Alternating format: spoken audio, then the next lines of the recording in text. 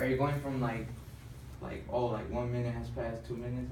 All right, cool. All right, cool. All right, guys. Here we go. Okay. So, let me just let her go. Sorry. Want us to give you another round of applause? Oh, please, thank you. Yes. Thank you, guys. Okay. In the song Ghost Town by the Specials, Jerry Dahmer sang, "This town is coming like a ghost town. Why must the youth fight against themselves?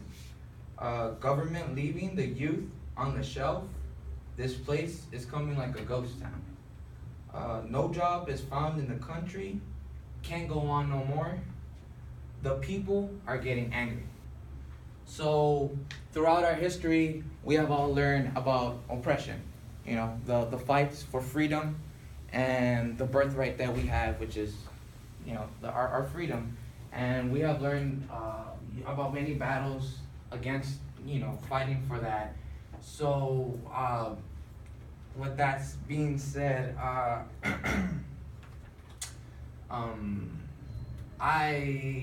myself have experienced that as well, and I've seen that. So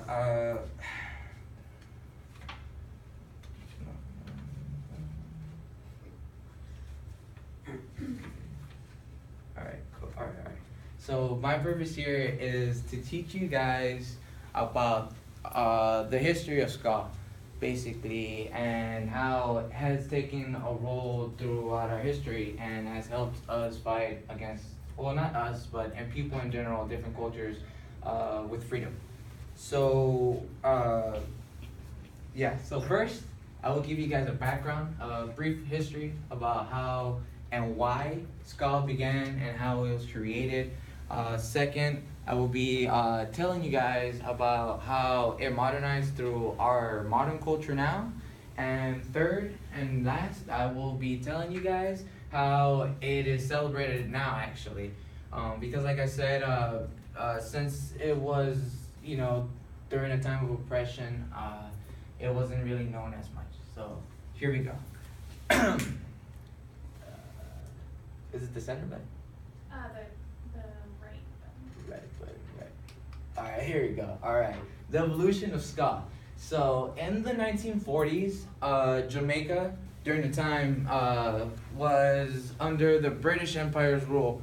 So they were going through oppression. And this was during World War II as well.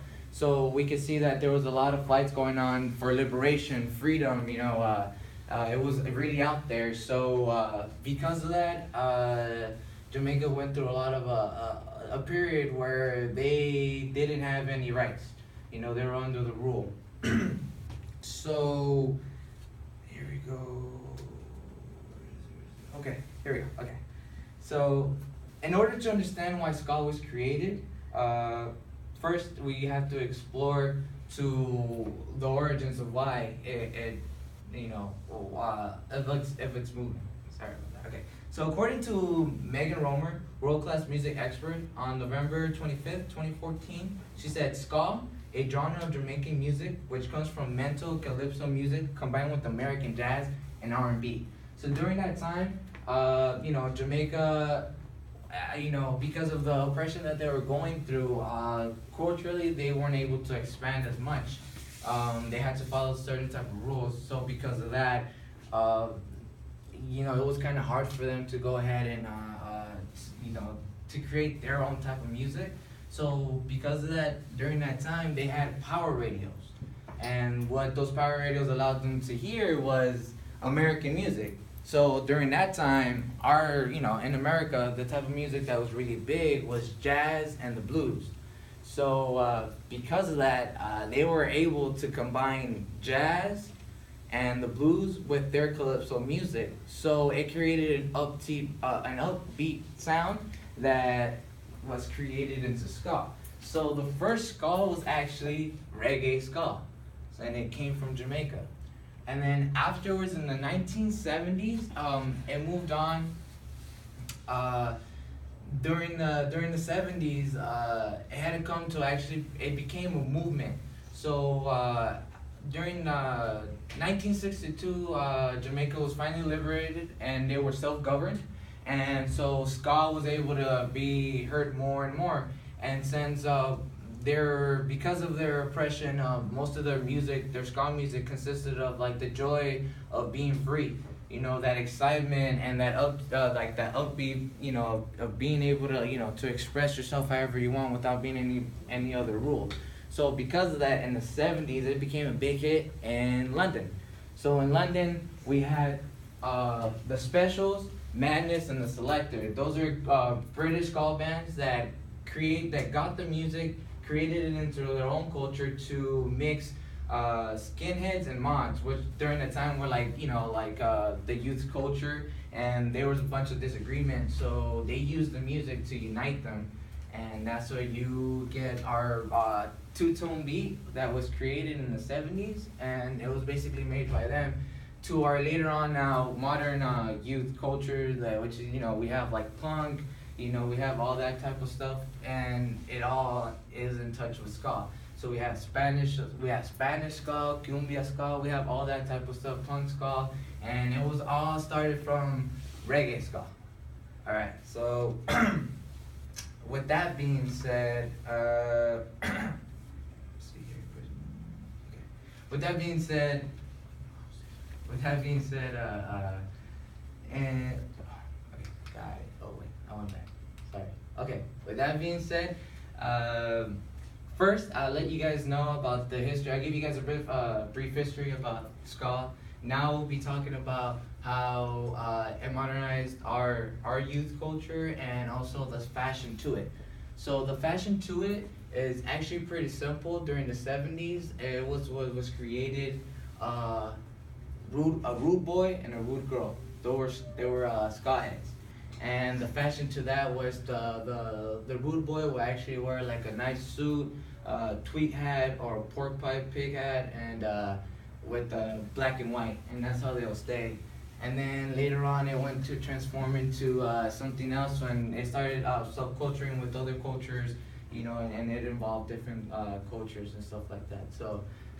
That's what's pretty cool about ska, that it allowed to combine different cultures together and to create one. So disagreement became, you know, disagreement disappeared and unity became very big. So now how it's celebrated. Now, ska, because of the oppression in the 1940s that it had, ska was actually very hard to be listened to.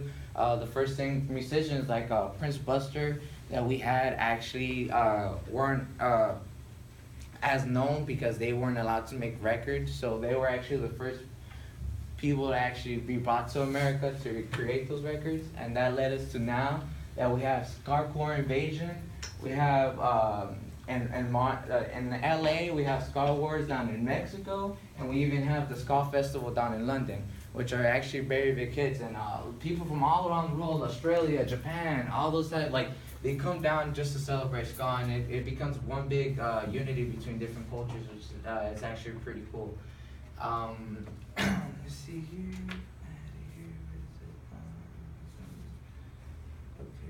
Okay, sorry. So according to Simply80s.com, they said that during the 1970s up to the 90s, the fashion and the culture of ska actually came to modernize so a lot how we view our culture now. So meaning like our genre of like let's just say, like, I don't know if you guys ever No Doubt, you know, Real Big Fish and stuff like that. They have actually come to create those. They all originate from ska. So with that being said, first I give you guys a brief history about ska. Second, I let you guys know about the fashion and how it modernized our culture. And third, I let you guys know, I taught you guys how it's actually celebrated throughout the world. So to finish off, I just want to tell you guys that it doesn't matter what culture you guys come from, what music you listen to. At the end of the day, it doesn't matter. It's as long as you're, you know, enjoying it and you're enjoying it with other people. That's all that matters. You know, all the rest, you know, it does. You know, nobody's a poser. Nobody. Everybody's just everybody, and you know, just stay together, and that's the way that we should be. Thank you, everybody.